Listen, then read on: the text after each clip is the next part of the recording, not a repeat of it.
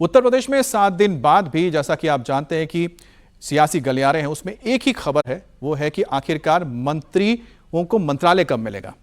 अब 10 मई को यूपी सरकार में 6 नए मंत्रियों को शामिल किया गया, शपथ लिया, 2 मंत्रियों का प्रमोशन भी हुआ, लेकिन शपथ के 7 दिन बाद भी इन मंत्रियों को विभाग नहीं मिल पाया है। मंत्रालय के बंटवारे पर अब तक फैसला नहीं हो सका है। सवाल उठता है कि आखिर पेंच कहां फंस गया है। यूपी में नए मंत्रियों को विभाग देने में क्यों देरी हो रही है। मंत्रिमंडल विस्तार में जिन 8 नेताओं को जगह दी गई थी, उसमें 2 कैबिनेट मंत्री, 2 स्वतंत्र प्रभार राज्य मंत्री और 4 नए राज्य मंत्री शामिल हैं। लेकिन 7 दिन बीतने के बाद भी नए मंत्रियों के उनके विभाग नहीं दिए गए। अब मंत्रियों के विभाग को लेकर सियासी गलियारों में काफी चर्चा भी हो रही है। अखिलेश यादव ने योगी सरकार पर तंज भी कसा है, पूछा है कि क्या यूपी में मंत्रियों के नाम के बाद अब क्या उनके विभागों की भी पर्ची भी ऊपर से आएगी, यानी दिल्ली से आएगी। अखिलेश कह रहे हैं कि मंत्रालयों की बंटवारे की देरी की असली वजह सिर्फ यह है कि मंत्रालय विभाग की कमीशन कमाई के बंटवारे के डबल इंजन आपस में ही टकरा रहे हैं।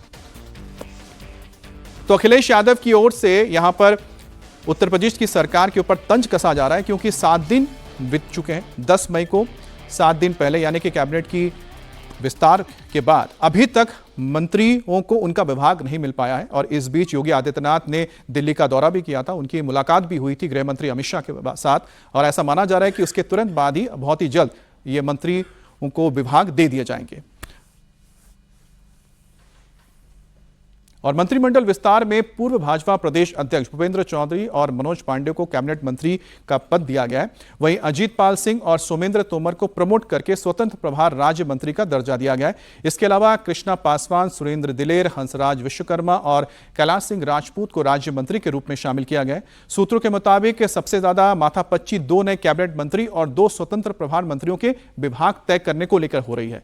सरकार और संगठन स्तर पर लगातार मंथन जारी है। कई मौजूदा विभागों में फेरबदल और राजनीतिक सामाजिक समीकरणों को भी साधने की कोशिश के चलते यह फैसला थोड़ा लंबा खिंच रहा है, लेकिन ऐसा माना जा रहा है कि बहुत ही जल्द ये होने जा रहा है, क्योंकि योगी आदित्यनाथ और गृह मंत्री की जो मुलाकात हुई थी उसमें कई सारी चीजें चर्चा में रही हैं। हालांकि इसको लेकर अभी भी कुछ भी नहीं बताया गया है सार्वजनिक तौर पर।